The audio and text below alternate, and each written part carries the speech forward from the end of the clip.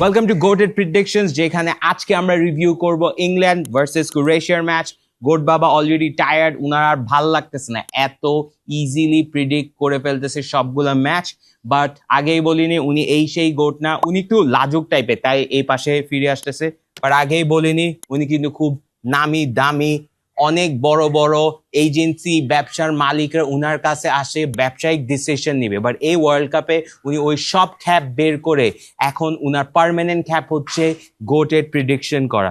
আর আমি দেখতেছি উনি পিছন থেকে কি জানি বের করতেছে, সো উনি বের করার আগেই আমরা এখন উনাকে প্রিডিকশনে পাঠাবো। সো ইংল্যান্ড ভার্সেস ক্রোয়েশিয়ার ম্যাচে উনি যাকে খেয়ে দিবে এখন সেই হবে আমাদের লুজার। সো দেখি উনি কাকে খেয়ে দেয়। ওকে, যান যান যান, আপনার কি মনে হয়?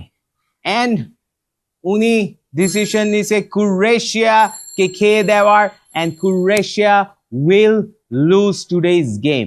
দেখেন উনার কিন্তু এমনি যে এখানে বক্স আছে উনি খাচ্ছে ব্যাপারটা এমন না, উনি খুব ট্যাকটিক্যাল ভাবে ডিসিশন নিচ্ছে। ক্রোয়েশিয়ার কে আছে বলেন? ক্রোয়েশিয়ার ডিফেন্স লাইন দেখছেন, গোলকিপারও স্ট্রাগল করতেছে।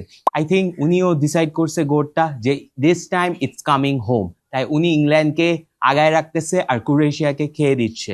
দেখি আজকের ম্যাচে কি হয়। Stay tune to Toffee, because every day আমরা এরকম গোটেড প্রেডিকশন করতেছি।